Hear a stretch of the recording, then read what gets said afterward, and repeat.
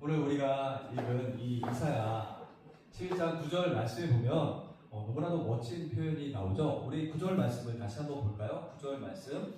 자, 우리 9절 말씀 함께 보도록 하겠습니다. 시작. 내 거룩한 산 모든 곳에서 해됨도 없고 상함도 없을 것이니 이는 물이 바다를 높음같이 여호와를 아는 지식이 세상에 충만할 것입니다. 아멘. 이 9절 말씀은 우리가 찬양으로 많이 불러서 익숙한 그러한 말씀이죠. 물이 바다 높음같이 그런 찬양을 우리가 많이 불러서 익숙하고 또 우리가 좋아하는 그러한 9절의 말씀입니다.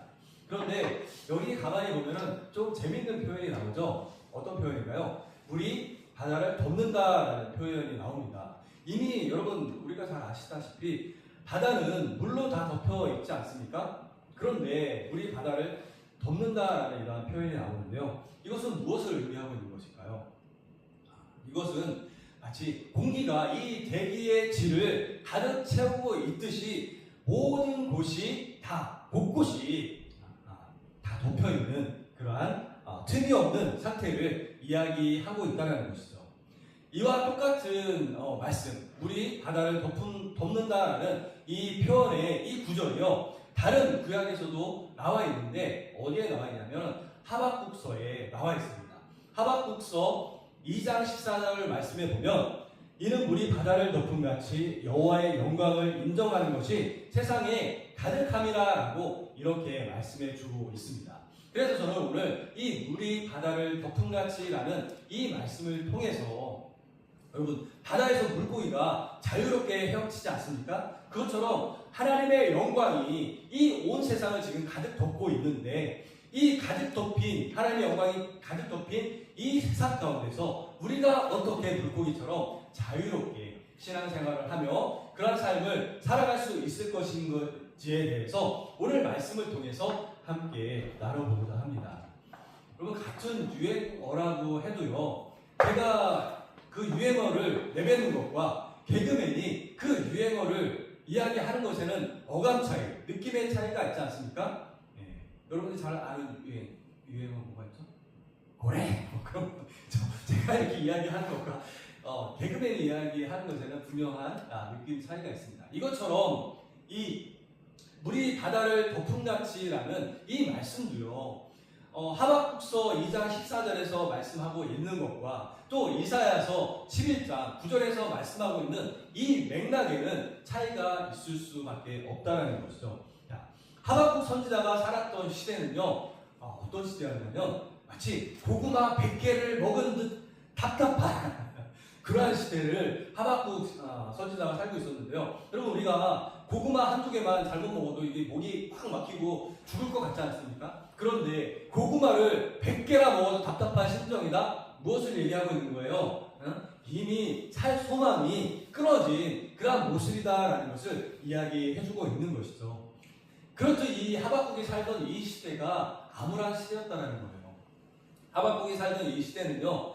그 이스라엘 민족, 유다 백성들이요. 하나님 앞에 너무나도 많은 죄를 짓고 살던 그러한 시대였습니다. 하나님을 떠나서 많은 죄를 하나님 말씀대로 살지 못하는 그런 죄를 지었다는 것이죠. 그래서 하나님이 분노하셔서 이 유다 백성들을, 이스라엘 백성들을 벌하시기로 하셨는데 어떤 민족을 통해서 벌하시기로 하셨냐면 바벨론이라는 그런 민족을 통해서 이 유다 민족을 벌하시기로 하셨습니다. 그런데 하박국이 이 모습을 보니까 너무나도 마음 가운데 분이 차오르는 거예요. 왜냐하면 이 바벨론이라는 민족이요 유다 민족보다 더 더럽고 우상 숭배를 하면서 더 더럽고 죄악 가운데서 살아가는 그러한 민족이었는데 그런 민족을 하나님께서 들어 쓰셔서 이 유다 민족을 치겠다라고 하시니까 이 하박국이 답답한 마음을 감출 수가 없었던 것이죠. 그래서 하박국이 하나님 앞에 이렇게 질문을 합니다. 아니 하나님, 저 바벨론의 저 악당들이 저렇게 잘 먹고 잘 사는 것이 당연합니까? 왜 저들은 하나님을 섬기지도 않고 저 수많은 죄악을 저지름에도 불구하고 저들이 망하지 않고 잘 살고 있습니까? 그런데 하나님, 저 악한 민족을 들어서 우리 유다 민족을 치신다고 하니 그것이 정당한 일입니까? 라고 하박국이 그렇게 하나님께 불만을 토로하게 되는 것이죠. 그랬더니 하나님께서 하박국에게 사이다와 같은 시원한 말씀을 보내주시는데, 쏟아내시는데, 그것이 바로 이 하박국 2장 14절의 말씀입니다. 자, 이 하박국 2장 14절의 말씀이 무슨 뜻이에요? 세상의 권력이 아무리 대단해 보이고 악인이 승승장구하는 것처럼 보일지라도, 그들이 높은 성을 쌓고 그들의 명예가, 이름이 두루파지는 것처럼 보일지라도 결국 하나님의 그 공의로운 심판 앞에 모두가 망하게 될 것이다 라고 말씀하고 있는 것이 바로 이 하박국 2장 14절의 말씀인 것입니다. 여기서 여호와의 영광을 인정하는 것이 세상에 가득하다라는 이 표현은요, 세상의 모든 인간이 꼼짝 못하고 하나님의 그 엄미하신 주권과 심판 앞에 무릎을 꿇게 될 것이다 라고 그렇게 말씀해주고 있는 것입니다. 여러분, 악인들에게, 하나님을 떠나 사는 악인들에게 심판이 임한다라는 게 얼마나 무서운 말씀인지 몰라요. 악인들에게는 이렇게 하나님의 심판이 무서운 말씀이 되는 거지만, 오늘도 하나님의 말씀을 붙잡고 살고자 하는, 물론 우리가 매일매일 삶 가운데 죄를 저지르면서 그렇게 살아가지만 우리 마음 가운데 분냄과 시기와 질투를 가지고 살아가고 있는 우리 그리스도인들이지만, 그럼에도 불구하고 우리의 죄를 뉘우치고 하나님의 말씀을 붙잡고 살고자 하는 그런 의인들에게는 이 하나님의 심판이 우리의 눈물을 씻어주시는 그러한 공의로운 심판이 되어질 것이다 라고 말씀해주고 있는 것이죠. 그런데 오늘 우리가 읽은 이 이사야 11장의 분위기는 사뭇 이 하박국서 2장 14절 말씀과 사뭇 다른 그러한 분위기입니다. 이 이사야 11장 이 말씀은요, 아주 로맨틱한 그러한 말씀이에요. 여러분들 나중에 집에 가서 한번 이사야 1장부터 세세하게 읽어보시기 바랍니다. 얼마나 아름다운 그런 말씀인지 몰라요. 마치 겨울이 지나고 봄바람이 살랑살랑 불어오는 그러한 느낌을 우리가 이 이사야 말씀에서 느낄 수가 있습니다.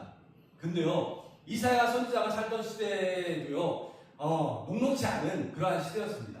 아람과 아수르라는 나라를 통해서 그 이스라엘 민족들이 어려운 가운데 처해 있는 그러한 상황에 있었거든요. 하지만 하나님은 이 이사야라는 그 선지자에게 미래에 오실 최고의 왕, 누구예요? 메시아, 예수 그리스도를 환상 가운데 보여주십니다. 그래서 이 이사야 11장 1절 말씀에 보면 이렇게 나와 있습니다. 이새 줄기에서 한 싹이 나며 그 뿌리에서 한 가지가 나서 결실할 것이다 라고 이렇게 말씀해주고 있습니다. 여러분, 나무가요, 한 그루의 커다란 나무가 다 불에 타서 이제 넘어져서 구루터기만 남았다라고 여러분 한번 생각해 보세요. 그 나무가 이제 더 이상 살 소망이 없는 것 아니겠습니까? 그런데 어느 날 그 나무를, 그 구루터기를 자세히 들여다봤더니 그 구루터기에서 새싹이 파릇파릇하게 돋아나고 있는 거예요. 이 새싹은 어떤 새싹이냐?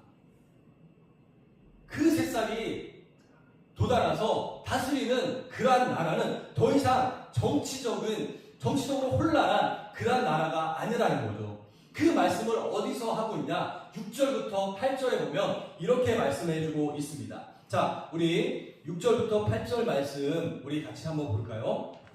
이사야서 11장 6절부터 8절 말씀 시작. 그때 엘리가 어린 양과 함께 살며 도움이 어린 염소와 함께 누우며 송아지와 어린 사자와 살찐 짐승이 함께 있어 어린아이에게 끌리며 암염소와 곰이 함께 보며 그것들의 새끼가 함께 엎드리며 사자가 소처럼 풀을 먹을 것이며 젖먹는 아이가 독사의 구멍에서 장난하며 젖된 어린아이가 독사의 굴에 손을 넣을 것이라. 아멘. 자, 어떻게 된다고요? 정말 우리가 상상할 수 없는 그러한 일이 벌어진다라고 이야기하고 있습니다. 이리가 어린 양과 함께 동거를 하고요. 그리고 표범이 어린 염소와 함께 뒹굴며 낮잠을 자고, 사자가 소처럼 무엇을 먹어요? 풀을 뜯어먹고, 젖먹이 어린아이가 독사굴에 손을 넣어도 물리지 않는 그러한 시대가 올 것이다 라고 이렇게 말씀하고 있습니다. 여러분, 우리 대한민국이요. 치안이 얼마나 좋은지 아세요? 세계에서 소문이 났어요. 밤 1시, 2시에 이 길을 걸어도 아무런 해를 믿지 않는다라는 그러한 치안이 좋은 대한민국이라는 그러한 소문이 세계 곳곳에 지금 나 있습니다. 이러한 대한민국보다 더 좋은 그러한 세상을 하나님께서 이루어 주시겠다라고 말씀해 주고 있는 것이죠. 해와 두려움이 없는 그러한 세상이 이루어질 것이라고 말씀해 주고 있습니다. 어떻게 이러한 일이 일어날 수 있을까요? 9절 하반절에 보면 이렇게 말씀하고 있죠. 이는 물이 바다를 덮음같이 여호와를 아는 지식이 세상에 충만할 것이다. 여기에 나오는 여호와를 아는 지식이 뭐예요? 여호와를 아는 지식. 여호와를 아는 지식은요, 이 성경 말씀을 열심히 공부한 그 지식을 이야기하고 있는 것이 아닙니다. 여호와를 아는 지식이란 우리가 그 사랑의 하나님과 깊은 관계를 맺은 하나님의 사랑 가운데서 항상 살아가는 그런 관계를 이루고 있는 것이 바로 여호와를 아는 지식이라고 말씀해 주고 있는 것이죠. 여러분, 바닷물이 그 바다 안에 있는 모든 생물을 품고 살아가고 있지 않습니까? 그것처럼 하나님의 품 안에 살아갈 때 그 안에서 안정과 평화를 누릴 수 있는 그런 삶을 우리 모두가 살아갈 수 있다라고 바로 이 이사야서 11장에서 말씀해 주고 있는 것이죠. 여러분, 그렇다면 이제 우리는 그러한 세상 가운데서 하나님이 이루어주실 세상 가운데서 어떻게 살아야 될까요? 찬란한 메시아의 이 나라에서 하나님의 영광이 물이 바다를 덮는 것 같은 그러한 나라에서 우리는 어떻게 살아야 될까요? 하나님을 오늘도 믿는다고 하는 저와 여러분들, 그리스도인 된 저와 여러분들은 어떻게 살아야 될까요? 매일매일의 삶 가운데 어려움이 있다고 불평불만하면서 세상 사람들과 똑같이 인상 쓰면서 우리의 입술 가운데 불평을 말하고 남을 시기하는 이야기를 하고 우리도 똑같이 세상의 그 가치와 기준을 가지고 살아야 하겠습니까? 그렇지 않죠. 오늘 이사야 선지자는 우리에게 하나님을 믿는 그리스도인들에게 하나님의 그 유토피아적인 영광의 나라를 물려받을 우리에게 이렇게 살아야 된다라고 말씀해주고 있는데요. 어떻게 해요? 바로 이렇게 살아야 된다라고 말씀하고 있습니다. 내 똑똑한 머리를 믿지 않고 성령의 인도함을 받아 살아야 된다라고 말씀해주고 있습니다. 오늘 본문 2절 말씀에 보면 메시아에게 임하는 그 영을 이렇게 설명해주고 있습니다. 우리 2절 말씀 같이 한번 읽어보도록 하겠습니다. 자, 2절 말씀 시작. 그의 위에 여호와의 영, 곧 지혜와 총명의 영이요 모략과 재능의 영이요 지식과 여호와를 경외하는 영이 강림하리니. 아멘. 또 우리가 운전할 때요, 길을 모르면 무엇을 키고 가요? 내비게이션을 키고 가죠. 내비게이션을 키고 갈 때 우리가 정확히 그 목적지까지 이룰 수 있습니다. 한데요, 내비게이션이 켜져 있음에도 불구하고 나는 내비게이션을 못 믿겠어, 내 마음대로 갈 거야 라고 내 마음대로 가다가는 엉뚱한 길로 갈 수도 있다는 것이죠. 자, 이처럼 여호와를 아는 지식이 내 삶에 바다처럼 가득하다는 것은요, 우리의 삶 가운데 임하여 계시는 그 성령님을 내비게이션, 우리 그 지혜의 영이신 그 성령님을 의지하고 나갈 때 우리가 세상에 죄악된 길이 아닌 하나님의 말씀 가운데 올바른 길로 살아갈 수 있다라고 우리에게 말씀해주고 있는 것입니다. 성령의 지혜가 임하면 3절의 말씀처럼 우리가 살게 된다라고 말씀해주고 있는 것인데요. 자, 3절 말씀 우리가 함께 다시 한번 읽어보도록 하겠습니다. 시작. 그가 여호와를 경외함으로 즐거움을 삼을 것이며 그의 눈에 보이는 대로 심판하지 아니하며 그의 귀에 들리는 대로 판단하지 아니할 것이다. 여러분, 저와 여러분들이 사람을 볼 때 무엇을 먼저 보나요? 보통 사람들은요, 사람의 겉모습을 보고 또 사람들에게 들려지는 입소문을 통해서 어떤 사람을 판단할 때가 많이 있다는 것이죠. 한 사람의 배경만을 보고 저 사람은 저래서 안 돼, 저 사람은 나쁜 사람이야 라고 이렇게 판단할 때가 있다는 것입니다. 하지만 성령 충만한 그리스도인은요, 사람의 겉모습을 보고 판단하지 않습니다. 하나님의 시선으로 그 사람을 보고 하나님을 경외하는 그 마음을 가지고 하나님의 사랑의 그 마음을 가지고 한 사람을 바라보고 그 사람에게 사랑의 말을 쏟아놓는 사람이, 사랑의 말을 이야기하는 사람이 바로 그리스도인의 모습을 가진 그러한 사람의 삶이라는 것이죠. 자, 저와 여러분들은 항상 하나님의 그 모습을 가지고 사랑을 가지고 다른 사람들을 세워주고 높여줄 수 있는 그러한 참된 그리스도인들이 되어주시길 바랍니다. 또 하나님의 통치를 받는 사람들은 어떠한 모습 가운데 살아갈까요? 그리스도인의 삶의 자리에서 공의와 성실을 실천하며 살아가게 된다라고 오늘 5절 말씀에서 우리에게 말씀해주고 있습니다. 우리 5절 말씀 같이 한번 읽어보도록 하겠습니다. 시작. 공의로 그의 허리띠를 삼으며 성실로 그의 몸의 띠를 삼으리라. 아멘. 여러분, 허리띠라는 게 뭐죠? 허리띠, 지금 다 허리띠를 차고 계실 텐데 이 허리띠가 풀리면 바지가 내려가게 되고 민망한 그러한 상황이 발생하게 되죠. 허리띠는 우리의 몸을 꽉 조여주고 우리가 민첩하게 움직일 수 있도록 만들어주는 것이 허리띠 아니겠습니까? 그래서 에베소서 6장 14절 말씀에 보면 진리의 허리띠를 띠라라고 이렇게 말씀해주고 있습니다. 이 진리의 허리띠는요, 우리의 믿음의 중심을 바로 잡고 악한 원수마귀와의 그 영적 싸움에서 승리하라라고 이렇게 말씀해주고 있는 것이죠. 자, 이렇게 예수님을 닮아가는 그리스도인들은 세상 속에서 공의와 이 성실, 정직의 허리띠를 단단히 메고 살아갈 때에 세상의 가치 기준에 흔들리지 않고 잘못된 그러한 기준에 흔들리지 않고 하나님의 말씀으로 이 세상을 올바로 살아갈 수 있다라고 그렇게 이야기해주고 있는 것입니다. 여러분, 항상 진리의 허리띠로 여러분들의 그 허리를 동여매고 진리의 말씀 가운데 살아갈 수 있는 저와 여러분들 되어주시길 바랍니다. 요즘 세상은 어떻습니까? 적당히 남을 속이면서 살아라라고 그렇게 이야기하지 않습니까? 가짜 뉴스가 너무나도 많이 판을 치고 있고요. 또 어때요? 얼마 전에도 그런 이야기가 났는데 재래시장에 가서 물건을 사려고 할 때 재래시장 가운데서 물건을 바꿔치기 하는 그러한 일들이라든지 아니면 바가지 요금을 씌워서 한동안 문제가 된 적이 있었죠. 그리고 이제 BTS가 좀 있으면 부산에서 공연을 하는데 지금 부산에 그 숙박값이 너무나도 천정부지로 치솟아서 좀 문제가 되고 있지 않습니까? 세상은요, 이렇게 정직하게 살면은 바보라고 손가락질을 당하는 곳이 이 세상이 아닌가라는 그런 생각이 들기도 합니다. 하지만 하나님의 영광이 가득한 나라를 소망하는 저와 여러분들은 어때요? 정직한 마음을 가지고 이 세상을 살아갈 때 이 세상 가운데 어둠이 물러가고 빛된 그러한 삶이 이 세상 가운데 임하여지게 될 줄 믿습니다.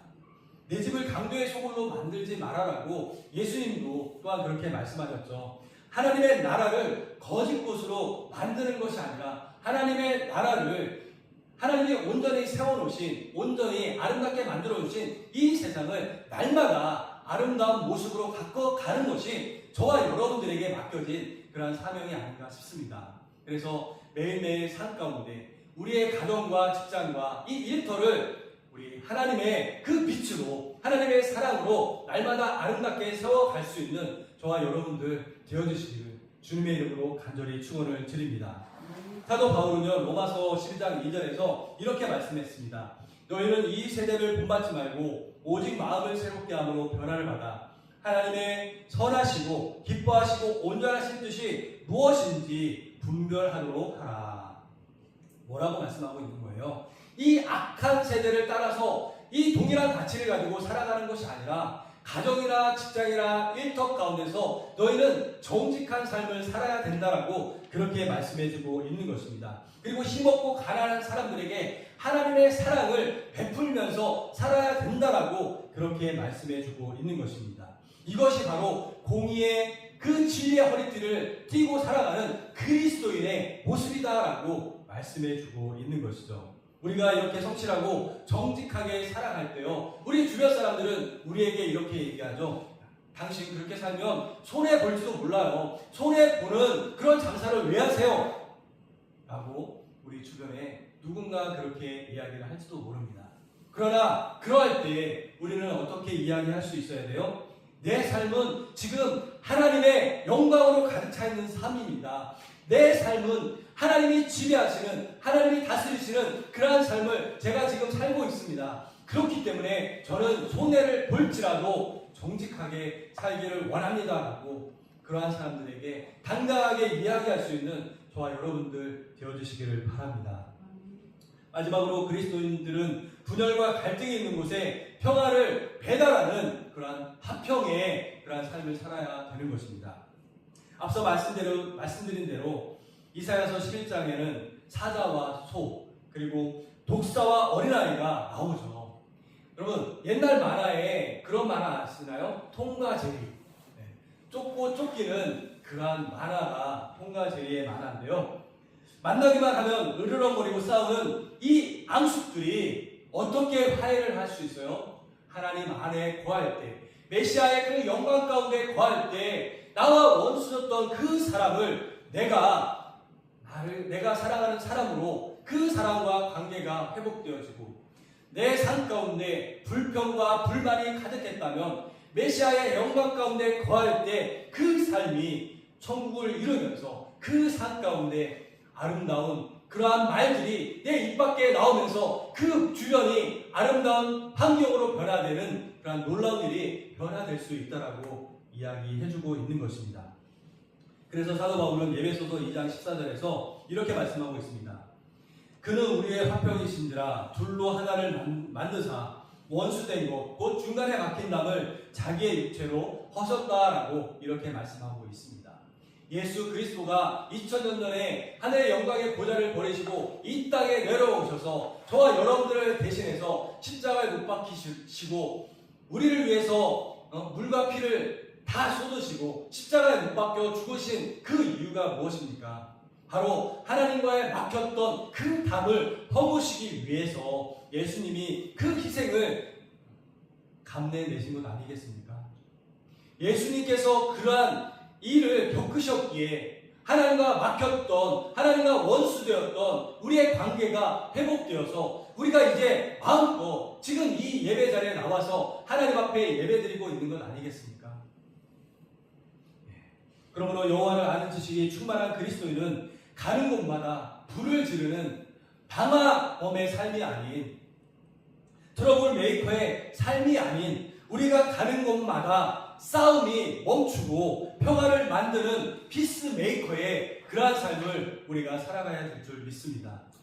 교회 안에서도 분란의 목소리가 나오는 것을 우리가 막아야 되고 세상 가운데서도 분란의 그러한 일들이 벌어지는 것을 우리가 어떻게 해야 돼요? 제가 아까 기도를 통해서 하나님 앞에 기도 드린 것처럼 이 나라 민족을 위해서 그 분란이 생긴 곳을 위해서 우리가 기도할 때 하나님이 그곳에 하나님의 놀라우신 사랑을 통해서 평화를 가져다 주시는 줄 믿습니다.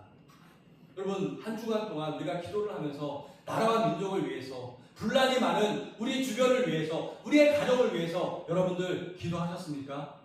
아직까지 나라와 이 열방이 분란 가운데 처해 있다면 우리의 가정이 아직까지 우리 가족 간의 싸움이 멈춰지고 있지 않다라면 우리 주변의 사람과 우리 관계가 원만하지 못하다라면 왜 그래요?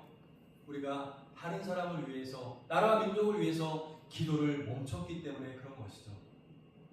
여러분 저 사람 때문에 나 못 살겠어 라는 그러한 말이 우리의 가정 가운데서 그러한 말이 이제는 끊어져야 될 줄 믿습니다. 우리가 하나님의 사랑을 입은 사람이라면 예수 그리스도의 그 희생을 통해서 십자가의 희생을 통해서 우리가 구원받고 우리가 하나님의 사랑 안에 머무는 그러한 사람이라면 우리가 머무는 곳마다 평화가 이루어지고 화평이 이루어지고 불평과 불만이 끊어지고 우리가 거하는 곳마다 행복이 넘치는 그러한 천국을 이루는 삶을 저와 여러분들이 만들어 가야 되지 않겠습니까?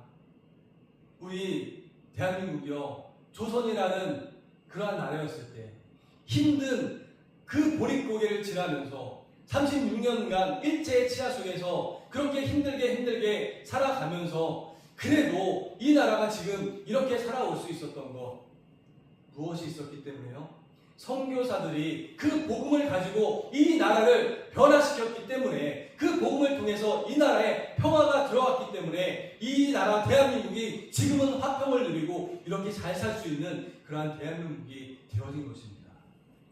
우리의 가정, 우리의 사업자, 우리의 일터가 지금 힘든 가운데, 어려운 가운데 있다면 여러분, 하나님의 말씀을 들고 서시길 바랍니다. 기도로 우리의 사업장을, 우리의 가정을, 우리의 일터를 변화시켜 나갈 수 있는 저와 여러분들 되어주시길 바랍니다.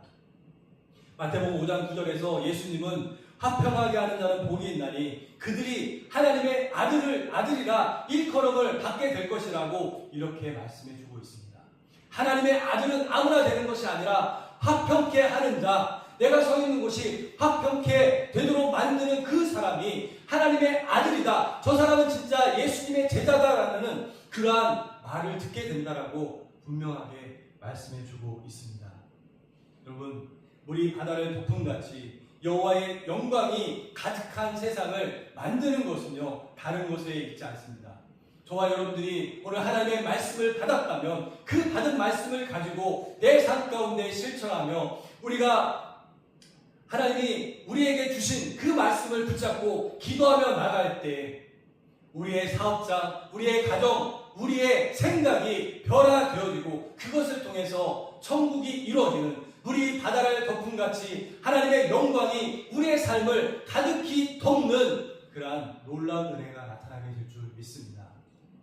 오늘도 그러한 화평의 메신저로서 세상 가운데 나와서 예수님의 그 빛 되심을 증거하며 살아갈 수 있는 우리 주께 맡긴 교회 성도들 다 되어주시기를 주님의 이름으로 간절히 축원을 드립니다.